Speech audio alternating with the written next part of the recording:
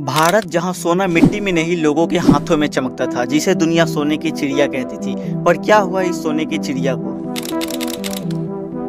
भारत सिर्फ एक देश नहीं, एक व्यापारिक सुपर पावर था। सिल्क रूट और स्पाइस रूट के थ्रू यहाँ का माल दुनिया भर में एक्सपोर्ट होता था। भारत के मसाले, गोल्ड और हाथ से बने कपड़े रोम, इजिप्ट और चाइना तक बिकते थे। 20वीं सेंचुरी तक भारत का जीडीपी दुनिया के टोटल जीडीपी का लगभग 25% था। मतलब दुनिया की 1/4 दौलत यहाँ थी। यहाँ के हाथों का बना कॉटन और सिल्क कपड़ा यूरोप के राजाओं के कपड़ों में इस्तेमाल होता था। और दुनिया का पहला डायमंड माइन भी भारत में ही था। लेकिन भारत सिर्फ पैसों में ही नहीं, एजुकेशन में भी सबसे आगे था। नालंदा और तक्षशिला जैसे दुनिया के सबसे एडवांस्ड यूनिवर्सिटीज थी, जहां दुनिया भर के स्टूडेंट्स पढ़ने आते थे। फिर इतना सब कुछ होने के बाद शुरुआत होती है ब्रिटिश रूल की। 1757 के बाद ईस्ट इंडिया कंपनी ने भारत का सिस्टम तोड़ दिया। यहाँ की इंडस्ट्रीज खत्म कर दी गई, फार्मर्स को भूखा मार दिया गया और भारत का सोना यूरोप भेज दिया गया। एक एस्टीमेट के अकॉर्डिंग 45 ट्रिलियन की संपत्ति भारत से निकाली गई थी। फिर 1947 में आजादी तो मिली, पर जो भारत था वो अब गरीबी और भूखमरी से जूझने लगा।